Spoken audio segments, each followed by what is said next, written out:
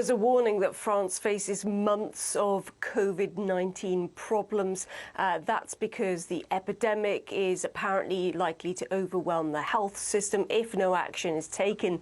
That is a warning from one of France's top doctors. The second wave is arriving faster than we thought.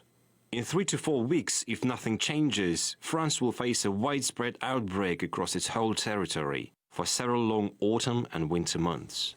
Here in France, there were around 14,500 new cases registered of positive of COVID-19 in the 24 hours to Saturday. From Monday, parts of France are going to see new restrictions taking place. Now, over the weekend in Paris, there were protests against these new restrictions, as too were there in Marseille, where there's even stricter regiments in place, essentially a mini lockdown.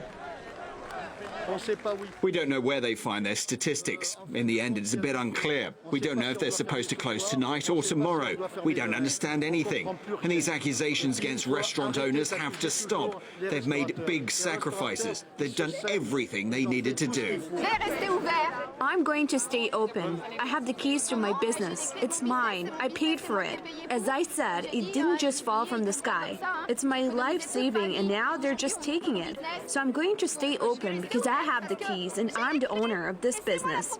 Now, the majority of people in France do support the restrictions that are being put in place by the government and by the local prefecture, but there is concern that they're not really convinced that the government is doing quite enough. A recent poll showed that 65% of people who responded to that poll said they did not trust the executive to deal effectively or fight effectively against the epidemic here.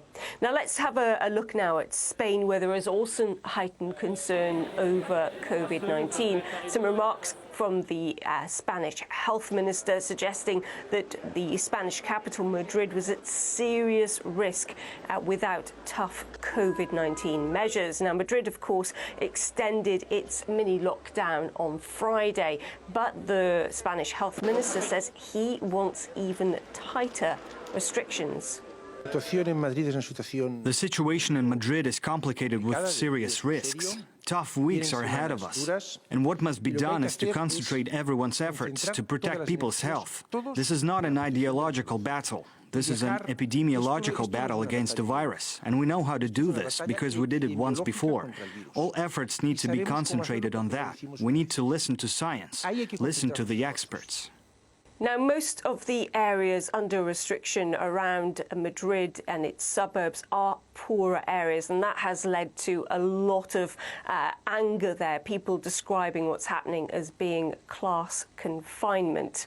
Now, let's move to the UK, where more local lockdowns are being announced on a daily basis. In some parts of the country, up to a third of areas are now under lockdown, and there have been protests held in London over the weekend against the COVID-19 restrictions, clashes between the police and protesters, with the police having to use batons to control the crowds.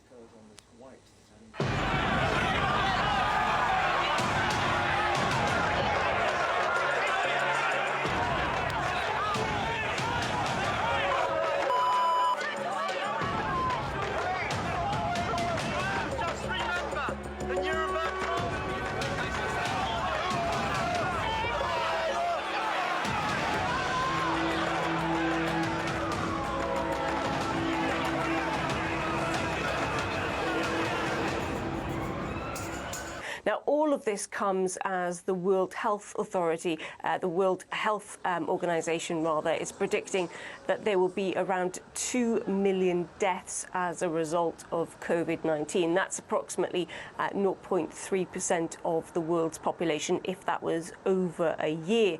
But the models from the WHO are predicting that that could be even worse if there is not strenuous measures taken to stop, to halt the transmission of the virus.